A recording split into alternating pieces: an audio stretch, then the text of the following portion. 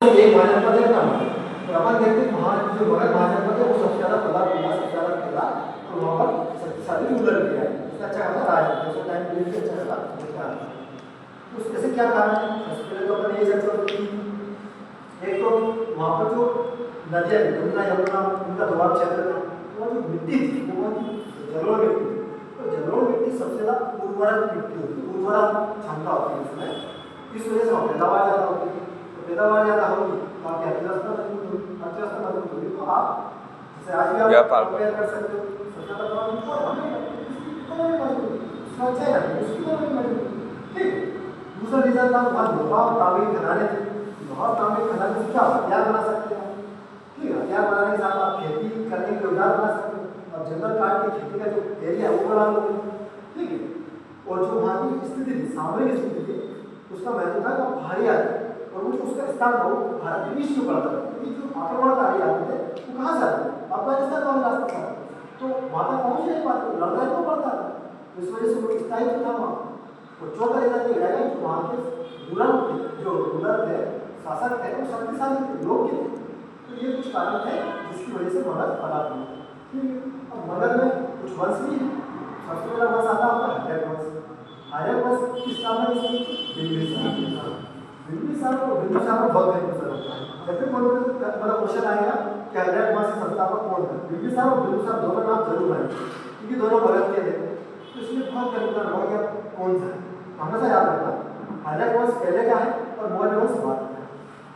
बिंदु छोटा होता है, ठीक होता है, तो छोटा मतलब बाद, छोटा भाई बाद में आता है, तो बिंदुसार बाद में आया, मौर्य काल जो था मौर्य साम्राज्य बाद में, तो बिंदुसार है तो मौर्य साम्राज्य से संबंधित है और बिंबिसार हर्यक वंश, ठीक है।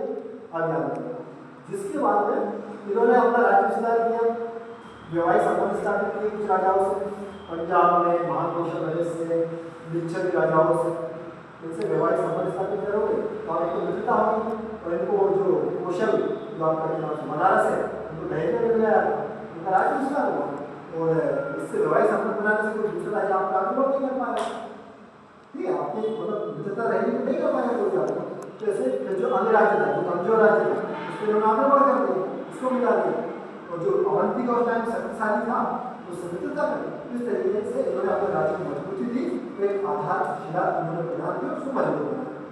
फिर इनके महाभारत के नाम से याद किया, इन्होंने मतलब बौद्ध धर्म को अपना लिया बिंबिसार, फिर इनके महाभारत में इनके बेटे अजातशत्रु को भड़काया, ये देखो ये क्षत्रिय, उसके बाद सामने झुका अपना धर्म ब्राह्मण धर्म आर्य धर्म है, और ये धर्म के खिलाफ है, ये चीज़ें उसके से भड़काया, तो अजातशत्रु ने उनकी पिता की हत्या की, और आपका क्या नाम से खुद राष्ट्र शासक बन गए। लेकिन धीरे धीरे कुछ टाइम बाद अजातशत्रु ने भी बौद्ध धर्म अपना लिया था, तो पहली बौद्ध संधि की आयोजन किसने करवाई थी? अजातशत्रु 483 ईसा पूर्व, ठीक है। इसमें से एक व्यक्ति मतलब इम्पोर्टेंट है, अजातशत्रु का चतुर्थ बौद्ध संधि थी 483 ईसा पूर्व, ठीक है।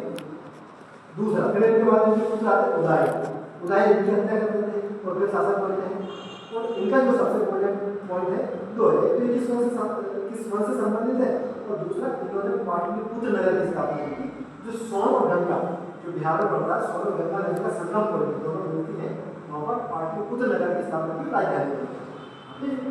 इनके बाद में फिर आता नागदेशक शासक बनता है, तो इसकी हत्या कर देता इसी का महामान शिशुनाग, हत्या करके खुद शिशुनाग डायनेस्टी या शिशुनाग वंश की स्थापना करता है, कुछ टाइम तक वो शासन करता है। फिर इसी का बेटा रहता कालाशोक, कालाशोक कैसा होता कौन बताता काला होगा इसलिए, ठीक है, काला वाला नहीं था, उसका नाम था कालाशोक, ठीक है। तो ये भी बौद्ध धर्म को अपना लेता है, और जो द्वितीय बौद्ध संधि का आयोजन करवाता है तब 383 ईसा पूर्व, मतलब पहली बौद्ध संधि उसके 100 साल बाद, ठीक है। बौद्ध संधि क्या होता है, कोई चीज नहीं है, बौद्ध संधि होती है, बौद्ध संधि में बौद्ध धर्म से रिलेटेड लोग आचार्य थे, कुछ समय उनकी ख्याति रही होगी, उन सब बुलाकर सभा आयोजित करवाई जाती है, आपने क्या रिसर्च की, क्या अध्ययन किया, क्या निष्कर्ष निकला, इस संबंध में बौद्ध धर्म क्या कहता है, बुद्ध क्या कहते थे, तो सारी चर्चाएं वहाँ पर होती हुई, ठीक है।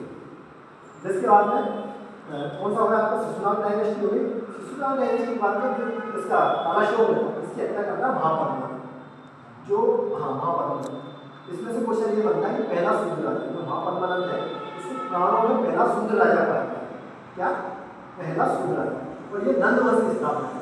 कौन से वंश की? नंद वंश। नंद वंश की स्थापना करता है। कौन करता है? महापद्म। महापद्म इसने एक राट की उपाधि धारण की। एक राट मतलब मैं पहला राजा, तो इसको क्षत्रियों का विनाशक भी कहा जाता है और इसको परशुराम भी कहा जाता है, क्योंकि क्षत्रियों को किसने मारा? परशुराम ने मारा। तो इन्होंने भी भैया क्षत्रियों को बिल्कुल मारा था इन्होंने, इसलिए इनको परशुराम भी कहा जाता है। एक राट की उपाधि धारण की, नंद वंश की स्थापना की और ये नंद वंश से संबंधित। ठीक है, कौन? महापद्म। और पहले शूद्र राजा, इनका बेटा था घराना। इसका एपिसोड देखा होगा आप सभी लोगों ने, मतलब तरह था तो इनका बेटा था घराना।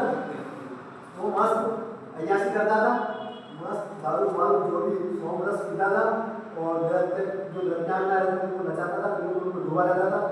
तो एक आचार्य थे तक्षशिला के, वो आए, उन्होंने उसको समझाया कि क्या कर रहे हो राजा, ऐसे काम नहीं चलेगा। तो राजा तो हमें सिखाएगा, निकालो उसको मृत्युदंड कर दो। लेकिन ब्राह्मण को मृत्युदंड दिया नहीं जाता था, तो चलो बताया आपको। तो उसने जो अपनी सीखा उसी टाइम पे थोड़ी और एक शपथ ली भाई चढ़, मतलब जो चाणक्य है ना, उनकी पिताजी का नाम चणक था। उन्होंने वही शपथ ली खड़े हो गए, मैं चणक पुत्र चाणक्य ये शपथ लेता हूँ कि मैं सीखा तब तक नहीं मानूंगा जब तक नंद वंश का समूल नष्ट नहीं करूंगा। तो समूल नष्ट का कंसेप्ट यही था, समूल नष्ट। समूल नष्ट मतलब इसके वंश का बीज नहीं छोड़ूंगा, बिल्कुल नष्ट करूंगा। और जब मौर्य चंद्रगुप्त मौर्य को कहीं स्टोरी है कि चंद्रगुप्त मौर्य से खेल रहे थे और वो राजा बने हुए थे, उनके शांति थे, कोई मंत्री को किया था, उनका नेतृत्व देख के वैसे को जो चाणक्य से भूमिका तैयार है, उन्होंने जो नेतृत्व करने की क्षमता देखी उससे प्रभावित हो गए वो, और उनको लगा कि नहीं ये मेरा शिष्य बनेगा और ये घराने से बनेगा और उसको हराएगा। लेकिन यहाँ पर अलग अलग क्या आता एक तो ये आता है कि जो बोले वो किसी का घराना का बेटा है, एक मूल नाम की दासी उससे पैदा हुआ घराना का ही बेटा। एक भी आता है कोई कई जगह आता है क्षत्रिय था, दासी का पुत्र नहीं था, तो जैन धर्म में वो क्षत्रिय बताते हैं। ठीक है, और हाँ जैन धर्म में क्षत्रिय मिलता, ब्राह्मण शास्त्र ये मिलता दासी को। तो ये फिर उनको शिष्य बनाते हैं, उनको प्रशिक्षण देते हैं, वो घराना जो घराना है उसको सेल्यूकस निकेटर दिया जाता है